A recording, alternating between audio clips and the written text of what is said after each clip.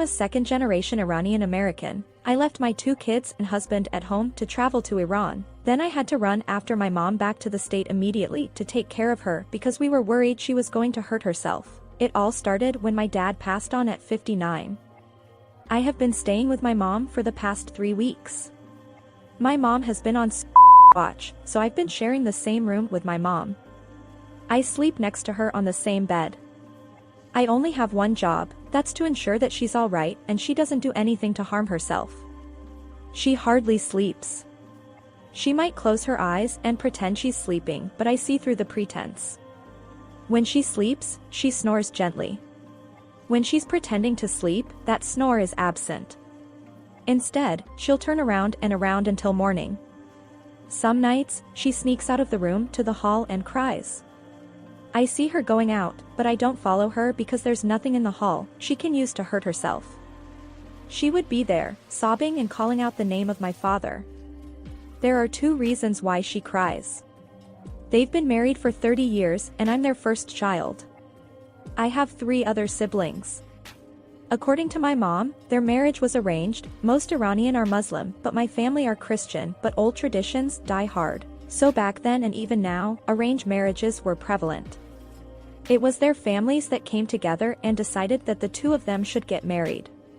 My dad was a businessman, and his business requires him to travel from the United States to Iran very often. My dad loved my mom from day one. My mom didn't love him. The problem was my mom was already dating a white man that goes to the same church as her. My mother family didn't approve of him, but my mom loved her boyfriend and wouldn't leave him for my dad. So, when her family came with that arrangement, she protested. She fought it with all her heart until her dad told her, "We are not forcing you to marry him. We are only saying he's a better man for you. He's one of us and we've seen his progress, but if you say no, we won't force you." My dad at that time was madly in love with my mom, so he was left to fight for her. My dad was a few years older than my mom and was an international businessman, and my mom was still in college. My dad would dress up every evening he was in the country to go and see my mom. Because of my mom, he changed his church and attended my mom's church just to be closer to her. The other guy my mom wanted to marry, the white guy, was also in the same church. It became a competition between them. The other guy at some point felt threatened and started accusing my mom of cheating. She told him, "No, I'm not cheating on you. He's just someone who wants me, but I've told you I don't want him." The guy asked, "If you don't want him, then why is he always around you?" My dad's strategy was simple. Just stay close to her. Don't push it. Don't force her into it. Closeness usually does the magic. So, he stayed close to her until the other guy walked out of the relationship with my mom. It took 2 years to succeed. At that time, he had become a friend to my mom. My mom said she accused him of breaking up her relationship. My dad answered, "I only came for what I want. If he really loved you as I do, he wouldn't be the one to walk away." So, my mom fell for his effort and later fell in love with him. A few months later, they got married in my mother's church. My dad was free to leave the church on his own, but he said, "This is where I found her, so this is where I will stay." Before he died, my father was the church elder, a position he held for over 10 years. A year after their marriage, I came along. 3 years after I'd arrived, my younger sister came along, then my 2 younger brothers after. Growing up, Dad was there for us. Our mom was the disciplinarian, so we were afraid of her. Dad never hit us. He'll scream and threaten us, but will never lay his hands on us. Mom will throw both her hand and her words at us. Break a plate and she'll break your skin. Go out and don't come early, and she would take our phone away from us. The only one who came to our rescue was our father, so we always wanted to be in his presence. I never heard my dad raising his voice at my mom. You only have to see my dad looking at my mom to see the kind of love he had for her.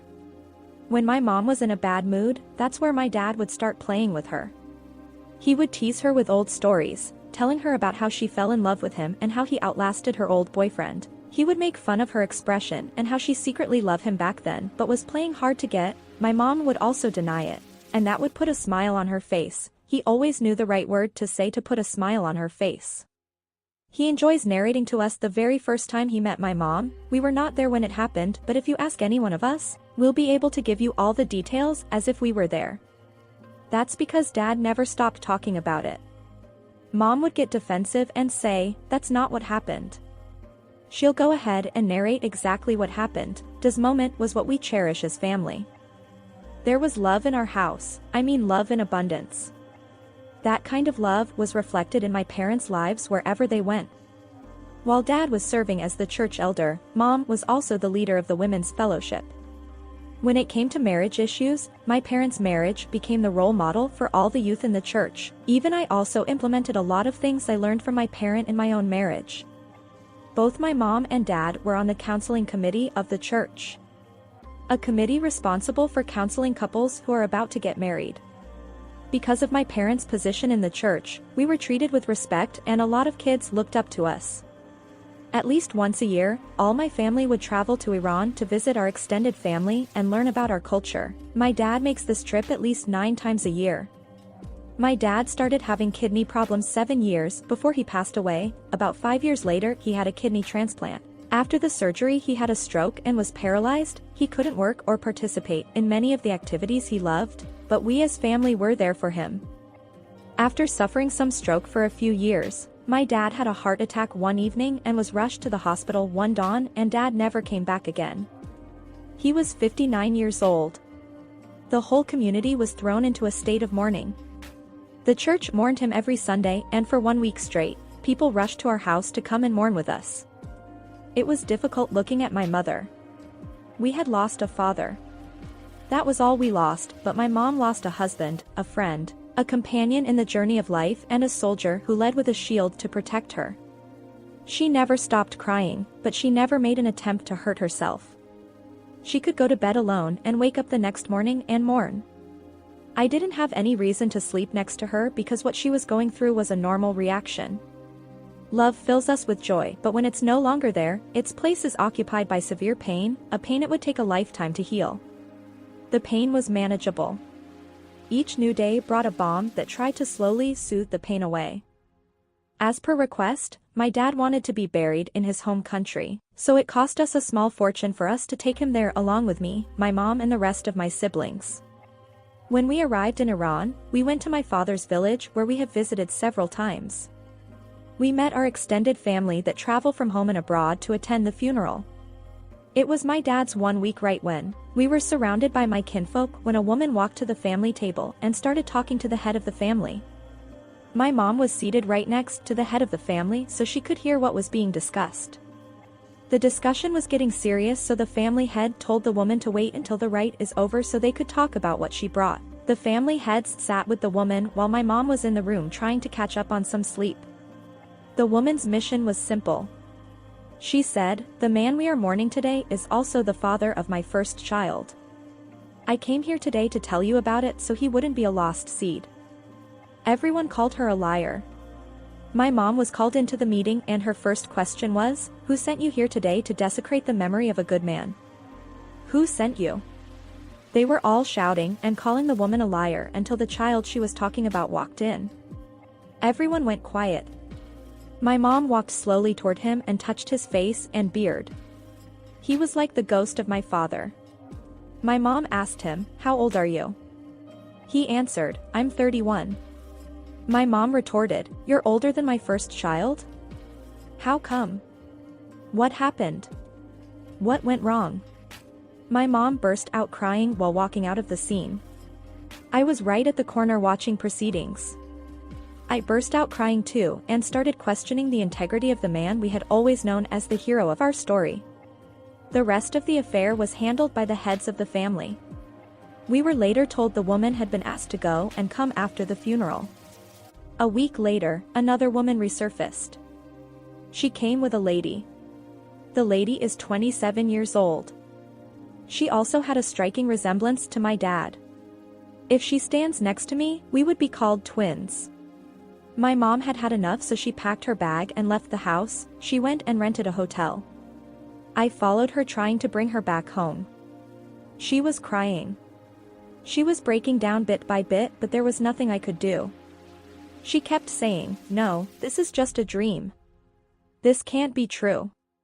No, I'm dreaming." Nothing I said could bring her back. She booked an expensive flight that departs in 2 days. The following day, me and my siblings went to the hotel to see her. While we were at the hotel, my kinfolk had called her to return. They had sent delegates to convince her to return, but she tells them, "That man isn't the man I married. My whole marriage to him was a lie, so let his death also be a lie. I'm not coming today or tomorrow. How do you expect me to face the world after everything? How do you expect me to face the church which held us in high esteem? How do you expect me to be at peace knowing what I know now? He's your family. You can bury him without my presence. I'm not coming anywhere." 2 days later my mom flew back to the States, my younger brothers stayed behind to finish the rites. Both me and my sister travels back to the States to look after our mom. She was crying herself to sleep every night, trying to end her life at our blind spot. It's the reason I sleep next to her. I can't do much to reduce the pain in her heart, but I can watch her at night, so she doesn't do anything bad to herself. When she cries, I ask myself, what is she crying for? For the death of her husband or for the embarrassment she has to face? It's only her who can answer the question. Our father was buried 1 week ago. Our job now is to make sure we don't lose both of our parents.